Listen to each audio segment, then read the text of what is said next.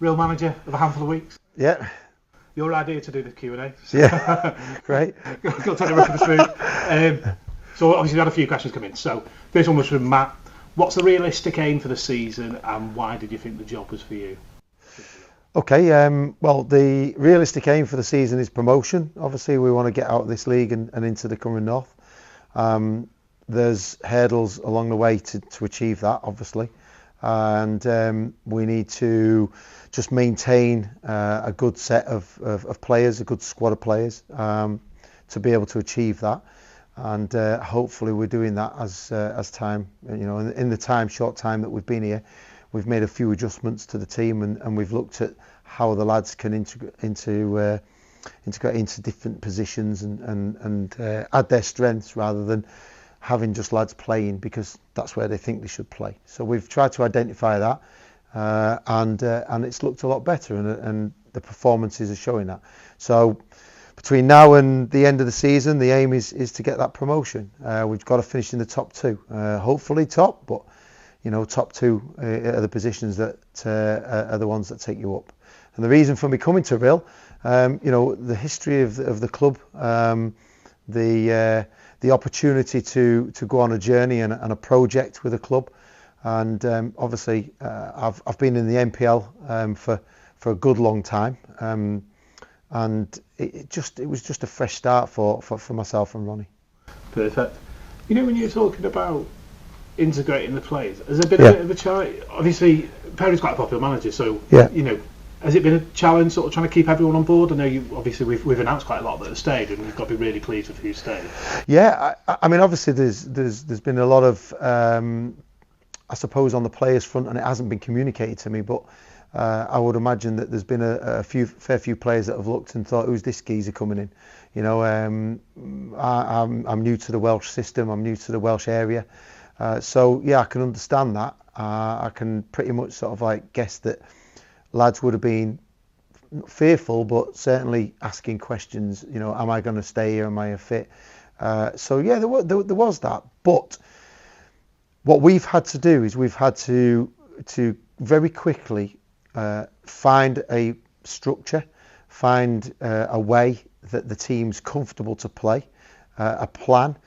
We, as Ronnie and I, know how we want to play and how we want the team to play and how we want them to function, and it's just about getting those lads to understand that and working on it and believing in it, and I think over the last few weeks that's shown, and I think the lads are very happy. We have one question particularly about your battering team. Can you tell us about Ronnie? We've talked about this just briefly before we turn the camera on. But... Yeah, well, I've known Ronnie for about 30 years, played with Ronnie, and I've managed Ronnie. He was a very good centre-half, very quick, read the game very well, and was a very good footballer. Ronnie and I went in different directions. Last time he was with me was at Congleton, and continued and won trophies, and I ended up coming to Colwyn Bay and obviously managing Leek Town. So at that time it was probably a couple of steps further up than what Ronnie was playing. So we lost touch over that period.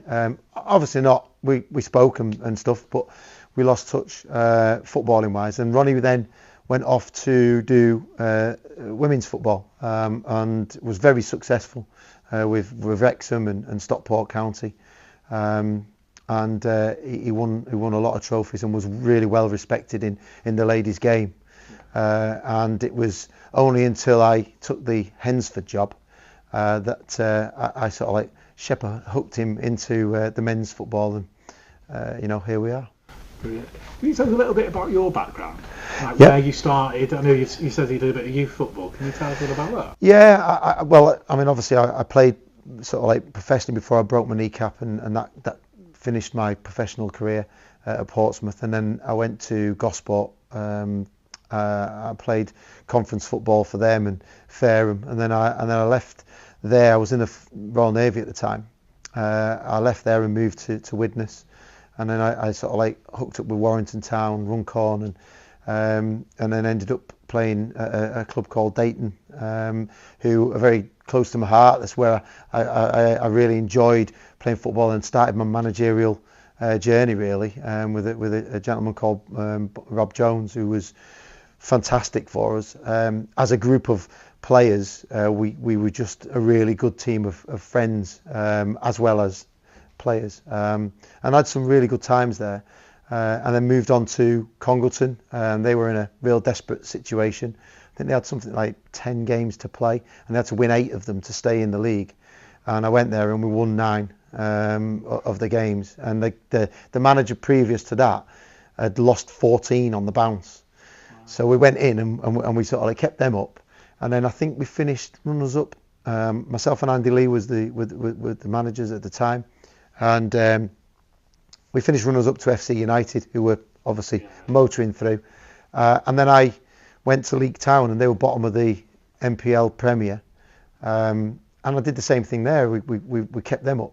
Out of like nothing. I feel like you've had a lot of battles where you've had to get through them. Maybe this is slightly different in terms of you looking. Yeah, and that was another appeal to me really. A lot of the teams I have sort of like saved, I did the same at Newcastle. They were, 3 games to play, and they had to win 2. And we beat Leek away, we beat Trafford at home, and stayed up. And then went to Hensford, and same sort of situation. Although, they ended up having the reprieve. So, yeah, it is refreshing to think that we're battling for something on the other end.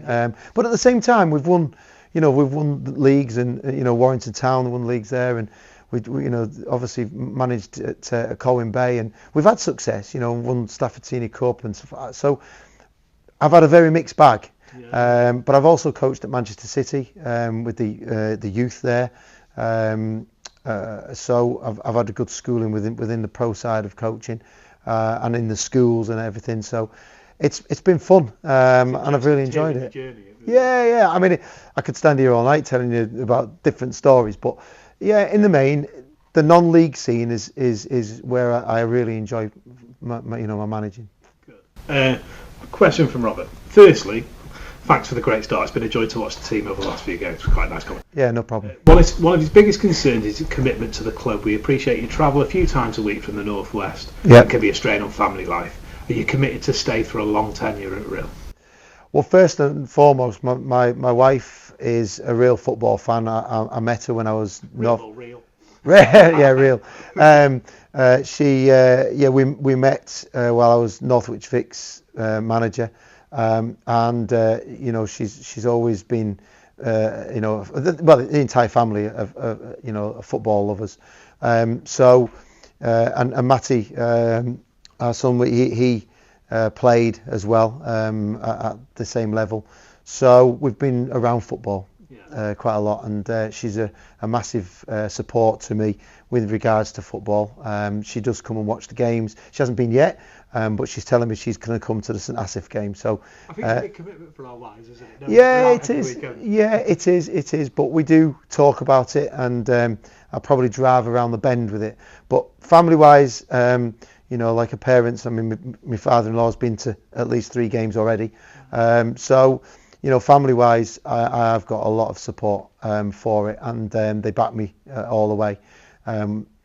Equally, the travelling, I'm not too worried about. I travel to Leek, I travel to Hensford, I travel to Clitheroe. The travelling's nice in a way because it gives me a chance to think about team and what I want from the team, and so by the time I get here, I'm pretty much organised. Yeah, it is, and I travel on my own, so it's good in that respect. From the players' side, there could be lots of poaching of players in this league. How are you going to encourage players to commit to the club, especially if we gain promotion this season?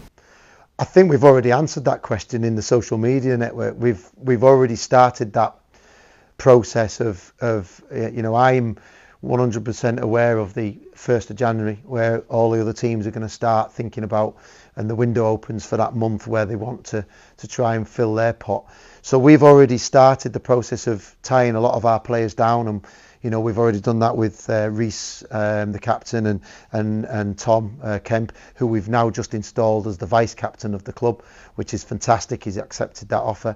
So Dylan, and the likes, Jordan, who else we've done? Jason Folks, Callum Proctor as well. So we've already tied a few of them down. Johnny Bravo, spoke to him now. So we've a few of them that have already committed, and I think what you've got to look at is are they happy in the environment that they're in?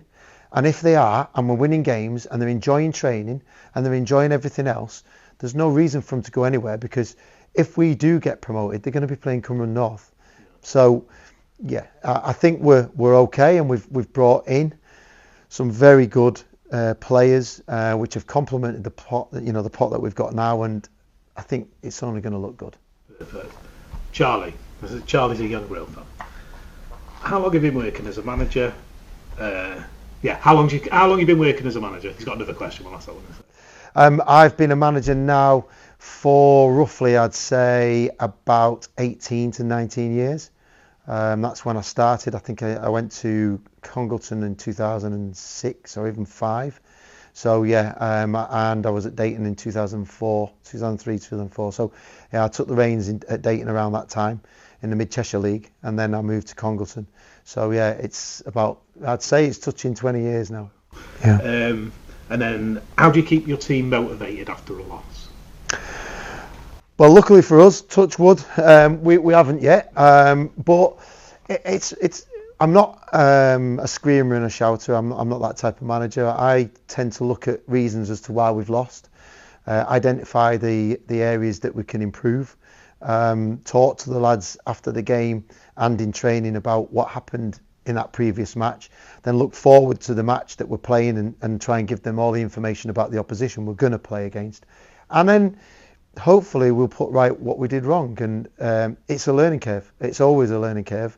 There's no team in the world that's ever learning. You've just got to look at the situation Man City are finding themselves in now. And I'm sure Pep's thinking, why? So, all teams go through bad patches. All teams are going to win and lose and draw. It's how you can bounce back from that great saying, how you can bounce back from it the next week. Perfect. Steve's asked, certainly got off to a great start, Paul. Have you got a 2 or 3 year plan going forward regarding the footballing side of things? I mean, it's a good question. 2 or 3 year plan. At this moment in time, I take it every game as it comes. We've got NFA on Saturday, and that's all I'm focused on. We want to win promotion this year, and that's the plan. Once we've achieved that first hurdle, and I hope we do, then we can then plan for the next season and see where that goes. But for myself, I've got no thoughts of wanting to jump ship back to the NPL West or whatever currently. It's about looking after what we've got here and achieving the goals that we want to achieve. Perfect. Paul's asked, would any of your current Rhyl squad get into the squad at Hensford? Not names, just numbers. That's a great question, isn't it? I wouldn't say a particular team, but I think we've got players in our squad that would hold their own in the NPL West, most certainly. Whether they've been asked or been given that opportunity, I honestly don't know. But I think there are lads in that squad that would hold their own at that level, without a doubt. Then Ethan, another young fan. How do you think you're doing at Rhyl? We've played 5, won 4, drawn 1. Disappointed in the draw, I would say. Menai Bridge was a rough afternoon, but that's football, and we come away with a point. We didn't lose. Margins, isn't it? The penalty goes in the first half. It could have been completely different. Yeah, it is very fine margins. But look, we're 3 points behind the leaders now. We were 7, I think, when we joined. So we've pulled that gap. We've got to play them at home. We've got some really good games to play at home. So I think we're doing okay. I'm not going to, start sort of like singing. We've got 17, 18 games to go. Let's just one by one. Let's just keep going, and see where we land. How do you think Rhyl is getting on? Secondly, do you think Rhyl will get first place this season? I don't no pressure. I'd love to say yes. If I had a crystal ball and said, yeah, we are, then think. But that's the aim, isn't it? it's the aim. You know, look, as I've always said, I'm not that type of manager that goes, yeah, we're definitely going to win the league, because I can't say that. But what I can say is that we'll do everything possible. We're trying our utmost. The squad's working extremely hard. We're training better with the facilities that we've now got. And we're doing as much as we possibly can on the park when we're playing to win every game. And that's all we can do, is compete. And as long as I see that that's happening with all the players that we're picking, I'm sure we're going to be somewhere near. Yes, I'd love to win the league and lift that trophy here, but you know, NFA on Saturday. NFA on Saturday. Yeah. Perfect. Thanks, Paul. No problem. Thanks very much.